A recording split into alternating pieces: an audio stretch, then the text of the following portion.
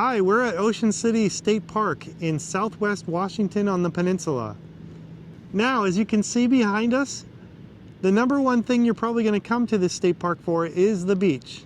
And it is huge. I did not expect a beach this big. And we have it on good authority that this is the number one attraction here. And it looks pretty cool. It's beautiful. The sand is expansive. Lots of places to set up for the day, have a picnic. There's even cars driving out on the beach. There's kites flying. There's seagulls everywhere. There's chestnut-backed chickadees in the woods where we're camping. Really cool. Now, where we camped in the loop 3, we had about a 10 or 15 minute walk or stroll level through the woods. You won't be able to get a lot of stuff through there though, so if you have a lot of stuff that you're carrying, probably want to bring a little cart or something. But then when we got here, we saw people driving on the beach.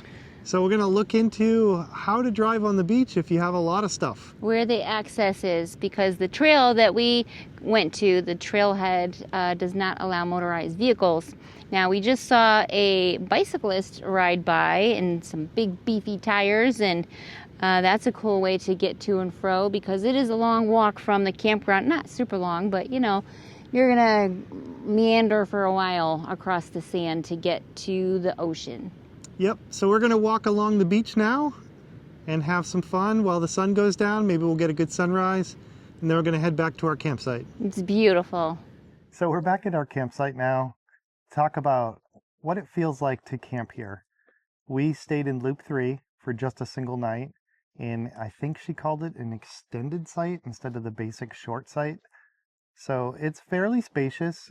We do have foliage on either side of us that's pretty thick. We can't see our neighbors, but the neighbors across the street are right across from us. So look at the map when you're booking. Some of the sites are very close together. Some of them are spread out.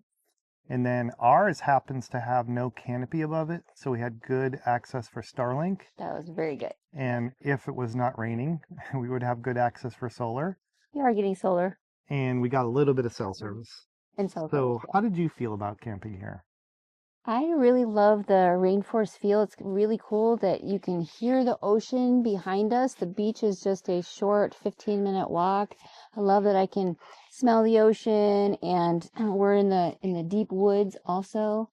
And the rain is probably pretty much nonstop. I know they had a drought and then they got tons of rain all at once, but it is pretty muddy and dirty. Although the road is paved, our site is not paved. It's gravel and It doesn't look grass like it's ever been and paved mud or and dirt. So it's been a hassle really trying to stop from tracking that inside.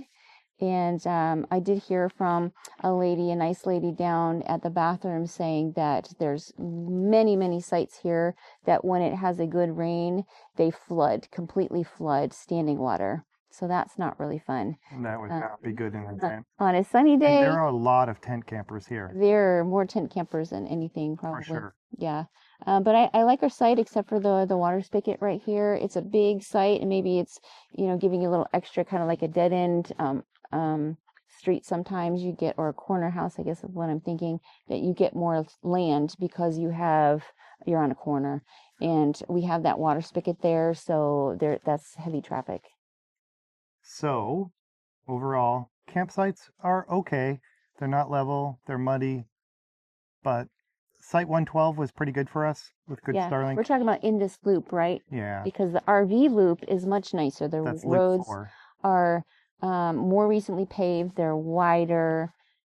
Everything seems cleaner. They have the new bathroom down there, which looks really, really nice. It is really, really nice. It's muddy. It is. It's dirty. It was dirty because it's been rainy and there's mud everywhere. So well, they can fix that. But our bathrooms were really needed to be redone. The floors were just worn out, dirty. The one shower has that stall, like I said, where the door is like that short on both ends. So, but I only saw 1 or 2 bugs in there, so it is fairly clean in the women's side. For the price of this park, which we'll get into in a minute, the amenities at this place are not great. I would say they have a dump station, We saw a couple showers in our loop, which is loop 3. There is a bathroom with flush toilets. It was pretty dirty, and they had one shower stall. Also, the stalls are a little bit short at the top and short at the bottom, so they don't really cover a whole lot of you if you're a private person. I don't know why these parks do this. We're standing in what they call a full hookup site, but all I see is electricity and water. There's some weird pipe next to the utilities that maybe was a sewer pipe a long time ago. I don't see anyone hooked up to it. I don't see any way that you could hook up to it. So I wouldn't call them full hookups. I'd call them electric and water sites. I don't have any idea how much those are. The site is at least a little bit more level than It's our site, paved. It's and a it's paved. more recently paved. Yes. So not dirt. Right. Although the bathrooms in this loop, although they seem a little bit newer, were actually dirtier than the bathrooms in our loop. But And it's also rained a lot. yeah, So and they it's did have muddy. our favorite kind of bathrooms where they're single units with a Individual locking door. brick and mortar room Right, so anyone can use any one of with them. your shower and bathroom and sink. Right, and I think Yeah. there were 4 on one side and 4 on the other. And for some weird reason, there were 2 showers on one side, 1 on the other, and one of them was locked. So out of 8 bathrooms, you had 7 open and only 3 showers. So it was a bit weird. For all the people that are in this loop, that seems a bit odd. Hmm. Other than that, I think the amenities, they did have a dump station. The water spigots throughout the campground, when you don't have the hookup, are not threaded on the other loops. This Right. So you one, can just only fill up your jug type thing. this loop did have one threaded one that I saw. There is also a freshwater connection at the dump station, but I hate using those, especially since the sewer rinse out hose does not have a threaded connection. Mm, So it encourages people to use their hose down to the freshwater yeah. to rinse out their And black we've tank. seen people doing that. So, Yep. the other thing I want to say about the water is at our site in particular, the water spigot was right in our site. So everyone is coming to our site to fill up the water, to rinse out their pans, which I'm not sure you're supposed to do. Just standing there for a while, washing things. So that's not really private, I guess.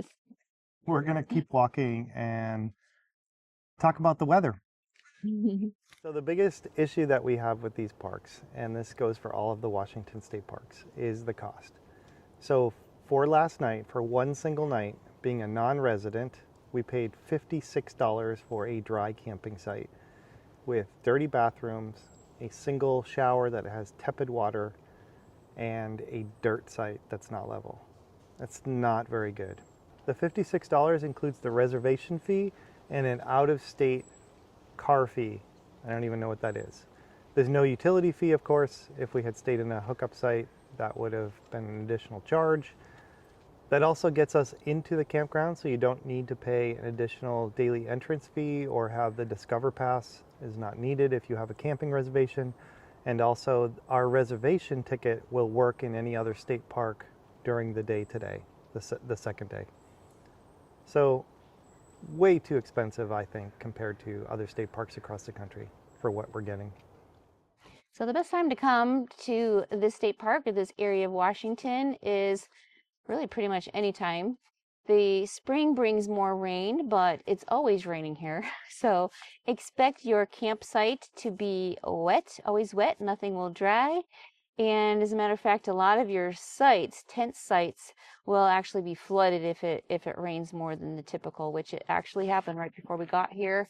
People were camping in their tents on top of grass mats so that they weren't in actually standing water. Now, what you're probably coming here for is the beach access, which is not actually part of the state park, which I thought it was. I know. I was surprised by that. It seems like it's probably owned by the town or something like that. And there were a lot of cars driving on it. And somebody told me it's actually considered a highway. So you can get on at one end of town and get off at the other end of town and drive across the hard packed sand. So unique, huh? Yeah, it was pretty cool. So maybe you don't need to carry your stuff from your campsite. You could just drive onto the beach. Mhm. Now, we wouldn't do it with our rig. I would be afraid of sinking in. And we had friends that were in a van and they didn't want to drive on it either because they were afraid. We But did see one car. One car was there, but everybody else was pretty much an SUV or a Jeep type. yeah, four-wheel drive, I would not hesitate. Or even probably in our van with all-wheel drive, we would have done it. The beach But is that's, gorgeous, absolutely gorgeous. There's people who are flying kites and running in the water. You yep. can collect sand dollars are everywhere, especially at low tide. You can picnic there, of course, bird watch. There's all kinds of birds, especially in the campground. There's even more songbirds So and bird watching, picnicking, picnicking, camping, camping, beach and the combing. beach. Yeah.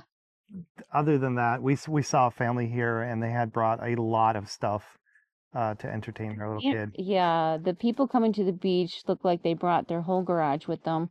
And people camping here too. Most people seem to be car camping with tents, and they have everything out Yeah. also. We did not see a playground. We did not see uh, horseshoe pits. We didn't see volleyball nets, anything like that. In fact, we didn't even see a big opening space where you could set up something like that.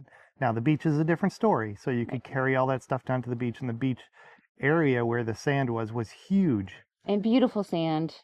It It was a was little stinky. I don't know if it was just low after tide low smell. tide, but more stinky than the beaches we were up at north.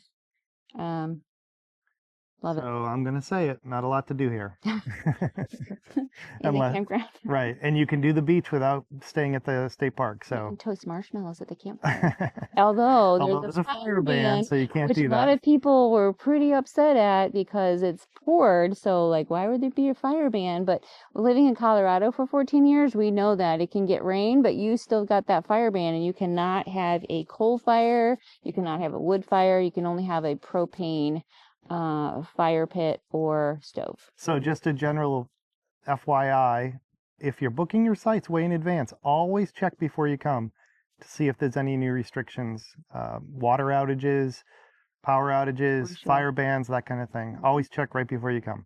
Okay, to sum up, Ocean City State Park in Washington, southwest of Washington State. I'm not a fan of this park. You want to tell them why? It's mostly the vibe. Like, I kind of hate to use the word vibe, but the moment we got here, it's interesting. The people who are here seem like they're all from Washington. You can tell they have Washington plates, and they're camping here like they're regulars, and nobody wants to talk to you. Everybody's walking around with their head down, and we really have to, work up a conversation with people. I don't know if that's because we're sort of close to Seattle or I don't know. or Oregon. I'm not sure, but the vibe is kind of weird. The other place we felt this was in San Francisco. Yeah. Nobody makes eye contact. Everybody's face is down. So interesting. We're all camping and walking, and it's not raining currently right now, so people don't have their heads down because it's raining. It's foggy, it's misty, it's a little sprinkly, but Yesterday it wasn't. it's not cold either. Yesterday it was a fine day. It was overcast, but other than that, and when we pulled in at what, 6 o'clock, everyone was like weirdly standing at the edge of their campsite, We got here and like watching us go by. different campsites. Everybody was standing and staring at us. And then when we got to our campsite, the three campers across from us that can see us all got out and stood there and just stared at us. And it's not like we have an unusual rig or I anything don't like think that. It was weird. We've not had that in any other campground. So obviously we look like outsiders, out of towners. I'm not I sure, don't know what but it is. so that was the initial start to the whole. Yeah, and then you add in the amenities not being great, the high price, the fact that you can go to the beach without, it's not even connected. I mean, it's connected to the park by a path, but it's not associated with the park at all. So you can just go out there anytime you want for free. So, which, by the way, we forgot to mention that we saw a banana slug on the trail on the way to the beach, and man, he was like that long and probably that big around, huge. And we watched him for a long time, and he had spots on him. He was a banana slug, orange and black spots on him. yeah, no seals at the beach, no whales, but you probably could see whales during the right season. We're here at in kind of mid-August, mid to late August, and so it's past the season for that. So beautiful trees, moss-covered It's a good trees, setting. lots of different foliage, the deciduous and the evergreens, and it smells beautiful. Smells like the ocean. I can hear the ocean. I can hear seagulls and songbirds at the same time. Lots of nice things. We didn't mention the picnic table, which is completely recycled plastic, which is super great because it's not rotting from all the wetness, and you I'm can not a clean it fan. pretty well.